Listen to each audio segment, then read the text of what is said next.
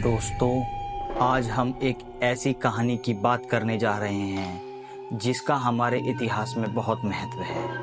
रेशम मार्ग की कहानी। रेशम मार्ग एक व्यापारिक मार्गों का जटिल नेटवर्क था जो प्राचीन चीन को मध्य पूर्व भारत और यूरोप से जोड़ता था।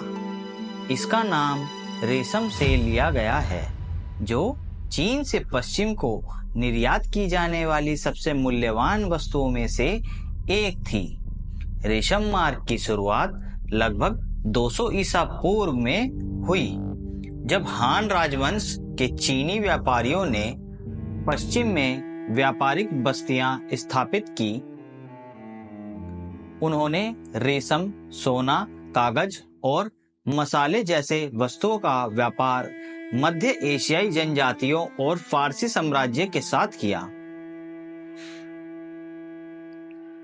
रेशम मार्ग का कोई एक निश्चित मार्ग नहीं था। इसके बजाय यह कई अंतर्देशीय और समुद्री मार्गों का एक लचीला नेटवर्क था जो चीन से भूमध्य सागर तक फैला हुआ था। इसका उत्तरी मार्ग उत्तर में हिमालय पर्वतों के पार झिंजियांग और मध्य एशिया से होकर गुजरता था। दक्षिण मार्ग दक्षिण में तख्ते सुलेमान पहाड़ों के पार फारस की खाड़ी और अरब प्रायद्वीपीय से होकर गुजरता था। समुद्री मार्ग मलक्का जलडमरू मध्य से होकर दक्षिण पूर्व एशिया और भारतीय महासागर से जुड़ा हुआ था। व्यापार रेशम मार्ग के साथ व्यापार विविध और समृद्ध था। पूर्व से पश्चिम तक जाने वाली प्रमुख वस्तुओं में शामिल थी रेशम, मसाले जैसे लौंग, दालचीनी और इलायची, हाथी दांत, चीनी मिट्टी के बर्तन, जेड, कागज, बारूद। पश्चिम से पूर्व की ओर जाने वाली प्रमुख वस्तुओं में शामिल थी घोड़े, खाल, सोना, चांदी, कांच के बर्तन, ऊन। रेशम मार्ग ने केवल वस्तुओं का व्यापार बल्कि विचारों, संस्कृतियों और प्रौद्योगिकी का भी आदान प्रदान किया। रेशम मार्ग का महत्व रेशम मार्ग का इतिहास पर महत्वपूर्ण प्रभाव पड़ा। यह प्रभाव निम्न प्रकार है। यह पूर्व और पश्चिम के बीच सांस्कृतिक आदान प्रदान का एक प्रमुख मार्ग था। इसने चीन को समृद्ध किया और वैश्विक व्यापार में एक प्रमुख शक्ति के रूप में इसकी स्थापना की। इसने मध्य एशिया और मध्य पूर्व को महत्वपूर्ण व्यापारिक केंद्र में बदल दिया।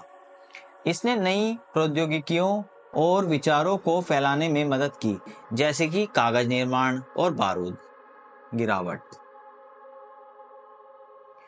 15वीं शताब्दी में रेशम मार्ग का पतन शुरू हुआ, मुख्य रूप से समुद्री व्यापार के उदय और मंगोल साम्राज्य के पतन के कारण। यूरोपीय शक्तियों द्वारा समुद्री मार्ग की खोज ने भी इसकी गिरावट में योगदान दिया।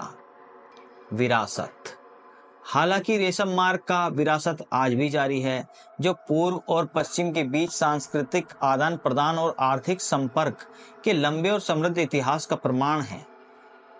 इसकी कहानी हमें वैश्विक व्यापार, सांस्कृतिक आदान प्रदान और मानव इतिहास में विचारों के प्रसार की शक्ति के महत्व की याद दिलाती है।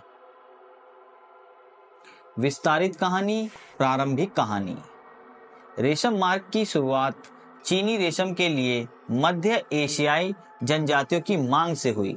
चीनी व्यापारियों ने पश्चिम में बस्तियां स्थापित की और रेशम का व्यापार घोड़ों, ऊन और सोने के लिए किया।